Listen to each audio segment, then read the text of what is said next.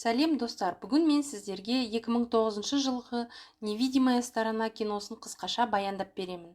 Шытырманға толы кино шынайы оқиғаға негізделген. Видеоны соңына дейін көргендер кейіпкерлердің өмірдегі шынайы бейнесін көре алады. Ал кеттік. Жеке меншік христиандық бағыттағы мектепке бір ер адам келіп, тренерді өзінің баласын мектепке қабылдауға, оқытуға ақшасы жететінін айтады.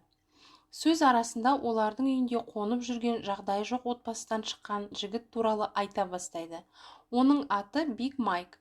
Олар терезеден балалардың баскетбол ойнап жатқандарын көреді. Жаттықтырушы Майктың дене бітіміне және ептілігіне таң қалады. Жаттықтырушы мектеп кеңесін үлкен Майкты бағаларының және IQ деңгейінің төмендігіне қарамастан қабылдау керектігін айтады. Және де нағыз дін жолындағы христианин дұрыс бағытты ұстануы тиіс. Ондай болмаған жағдайда мектептің атынан христиандық деген атауды алып тастауды талап етеді. Түнде Майк өзін қабылдаған отбасында өзі үшін жанжал шыққанын естиді. Мектепке келген адамның әйелі бұндай үлкен жасөспірімді бұдан әрі тамақтандырғысы келмейтінін айтады. Мектептегі алғашқы күнінде Майк биология сабағына келіп, бақылау жұмысына дөп түседі. Сабақ аяқталғанда Майк таза парақты тапсырады. Мұғалімдер бұл жігітті оқытудан ештеңе шықпайтынын талқылайды. Тек биология пәнінің мұғалімі ғана оларға қосылмайды. Мектеп ауласында Майкпен кішкентай Джей танысып, анасының машинасына кетіп қалады. Бұдан соң мектеп директоры Майкке жақындап, әкесінің қайтыс болғанын айтады. Бірақ ол әкесімен онша жақын болмағанын біледі. Майкл өзінің жалғыз футболкасын жууға барады. Келесі күні биология пәнінің мұғалімі барлық мұғалімдерге оның бақылау жұмысының сұрақтарына ауызша жақсы жауап бергенін, олар ойлағандай топас еместігін, тек оқи алмайтынын айтып келеді. Кешке жақын Джейдің мектептегі театр қойылымынан кейін Туи отбасы үйлеріне қайтып келе жатады. Оның анасы Лиен дизайнер, ал әкесі Шон бұрын баскетболдың жұлдызы болған, ал қазір табысты бизнесмен. Олар жалғыз келе жатқан Майкты көріп, қайда бара жатқанын сұрайды. Ол спортзалға бара жатқанын айтады. Бірақ Лиен оған сенбей барлығын сұрастырып алады. Майклдың қонатын жері жоқ екенін білген Лиен оны машинаға отырғызып, үйлеріне алып келеді. Ол Туи отбасының үйінде қонуға қалады. Лиен болса, дұрыс жасағанына күмәнданады. Ертесіне төменге түскен Лиен Майкл төсекті ұқыпты жинап, өзі кетіп қалғанын байқайды. Соңынан қуып шығып, мерекелік күнді бірге өткізуді сұрайды. Балалары мен күйеуі әдеттегідей теледидар алдында тамақтарын ішіп отырады. Майкл болса, тамақ салып алады да үстел басына отырады. Лиен барлығын дастарханға шақырады. Дұға айтып, Құдайға жаңа достар үшін алғысын білдіреді. Лиен Майклға жаңа киім сатып алу үшін дүкенге баруды ұсынады. Бірақ ол жаңа киім қажет еместігін, киімі бар екенін айтады. Бар киімді алып келуге бара жатқанда, жігіттің оны Биг Майк деп атаған ұнатпайтынын біледі. Енді Лиен үшін ол Майкл болады. Олар геттоға келгенде, Майкл Лиенді машинада жауып кетеді. Өйткені бұл жер ол үшін қауіпті. Үйіне сот шешімі бойынша кіруге тыйым салынғанын көреді. Машинаға қайтып келіп, шешесі бір жақсырақ жерге көшіп кеткен шығар деп айтады. Олар екеуі сол жердегі бойы ұзын және денелі адамдарға арналған дүкенге барып киім сатып алады. Келесі күні Лиен ұлдарды мектепке әкеледі. Кешке ол Майклдан біздің үйде қалғың келе ме деп сұрайды. Майкл басқа жерге кеткім келмейді деп жауап береді. Мектепке барып, Майктың құжаттарын қараған Лиен күйеуінің байланысу үшін бұлардың номерлерін бергенін көреді. Оның кәсіби бейімділігі туралы мінездемесімен танысып, барлық көрсеткіштердің төмен, ал қорғау инстинкті өте жоғары дәрежеде 98% екенін көреді. Үйде Лиен Майкқа жеке бөлме жасап береді. Майктың таң қалғанын көріп, онда ешқашан өз төсегі де болмағанын білді. Майктың оқу үлгерімі жақсарып, мұғалімдер оны ауызша жауап бергені бойынша бағалай бастайды. Кешке жақын отбасы мейрамханаға Майктың жақсы үлгерімін және футбол бойынша іріктеуге рұқсат алуын атап өтуге келеді. Анасы мен балалары кітап дүкеніне соғып, Лиен дизайн бойынша бір кітап сатып алады. Ал балаларын кітап оқитын балалар әдебиеті бөлімінде табады. Олар анасының кішкентай кездерінде қандай кітап оқығандарын еске алып отырады. Лиен Майктан анасының осы кітаптарды саған оқыды ма деп сұрайды. Майктың жауабы тым көңілсіз болады. Кешкі астан кейін отбасы машина күтіп тұрғанда Майк даяшы жігітті көріп, оны құшақтай алады. Отбасына қайтып келеді. Жолшыбай олар Майктан танысы туралы сұрайды. Майк бұл өзінің туған ағасы екенін және оны көп жыл бойы көрмегенін айтады. Жатарда Лиен Майк пен Эсджейге кітап оқып беріп, өзін сондай бақытты сезінеді. Әрі қарай біз Туи отбасының Рождествоға арналған фотоға түсіп жатқанын көреміз. Лиен Майкты да бірге түсуге шақырады. Мерекеден кейін ол жазбадағы бөлесінің сөзін тыңдайды. Мерекелік құттықтауды алған ол фотоларында үлкен қара жігіттің тұрғанын білесіңдер ме деп сұрайды. Бүкіл отбасы аналарына қарап күледі. Лиен өзінің құрбыларымен кездеседі. Олар қара нәсілді жігітке деген мейірімдікке толы қамқорлығын келеке етеді. Лиен болса, олардың бұл жігіттің қандай қорлық көргенін ойларына кіріп те шықпайтынын айтып, басқа жерде тамақтанамын деп кетіп отырады. Кешке қызымен сөйлескенде Лиен оның басқа оқушылардың мазақтағанына қарамай, мектепте Майкке қамқор болып жүргенін және Майк та мектепте мейірімділік танытып жүргенін біледі. Кітапханаға кірген Майк құрбыларымен отырған Коллинсті көреді. Құрбылары оған жақтырмай мұрындарын шүйіріп қарайды. Коллинс болса, Майктың қасына келіп отырады да, олар үйдегідей бірге оқитынын айтады. Жаттықтырушы алғашқы жаттығудан Майктан көп үміт күтеді, бірақ ол ойын ережесін дұрыс түсіне алмай, қажет деңгейде агрессиямен ойнай алмайды. Жаттықтырушы Туилерге өзінің күмәнданғанын айтады, ал Эсджей болса, өз ағасына жазға арналған жаттығулар жоспарын жасап қойғанын айтады. Оған көмектесіп жетістіктерге жетелейді, өйткені олардың отбасында бәрі де спортшы. Лиен күйеуіне Майкты асырап алып құжаттарды ресімдеуді ұсынады. Күйеуі келісімін береді. Әлеуметтік орталықта Лиен Майктың шешесі туралы біліп, оған барады.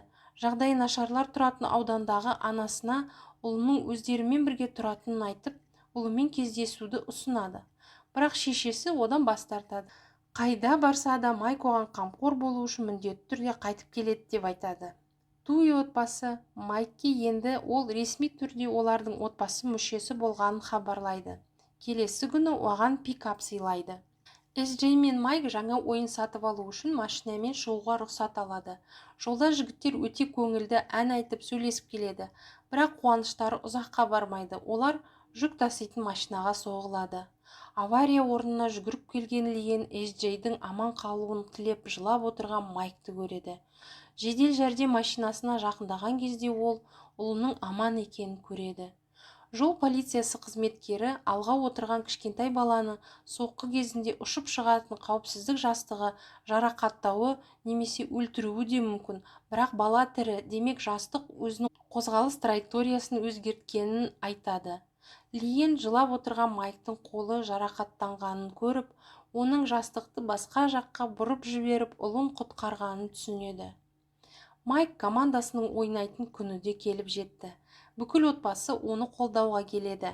Басқа командадағы қарсыласы жынданып ойнап, әр сәт сайын Майктың намысына тиіп, оны балағаттап алға озып шыға берді. Жаттықтырушы бұған шыдамай ойынға төрелік етушіге ескерту айтады, бірақ ол құлақ аспайды. Үзілістен кейін Майк гэп ойнауды ұсынады. Ойыншылар таңғалып, оның шынымен алға озуға мүмкіндік бергенін байқайды.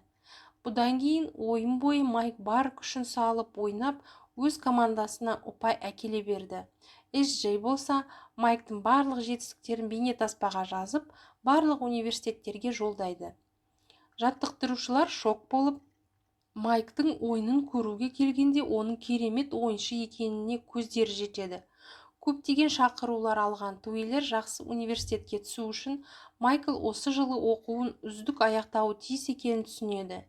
Лиен мұғалім жалдайды. Ол Майкке қажеттінің барлығын Майк оқып алатынына сендіреді. Туилерге енді әртүрлі университеттердің өкілдері жиі келетін болды. Олардың барлығы Майктың өз командаларына мүше болуын қалады. Майк бұндай кездесулерге міндетті түрде Эсджейді шақыратын болды. Өйткені ол жасына қарамастан келіссөздерді жақсы жүргізді. Бірақ барлық оқу орындарының ішінде олар біреуін ерекше күтті. Университетті таңдау рәсімінде Майк сол Ол Мисс университетін таңдайды. Мектептегі бақылауда Майк бір пәннен төмен баға алады. Лиен оқытушыға келіп жігітке көмек беруді сұрайды. Бірақ ол оқушы лайық болмаса жақсы баға қоюдан бас тартады. Және қорытынды баға жыл соңында жазылатын эссе бойынша қойылатынын айта кетеді. Майк мұғалімімен бірге эссе тақырыбын таңдауға тырысады, бірақ не туралы жазарын білмейді.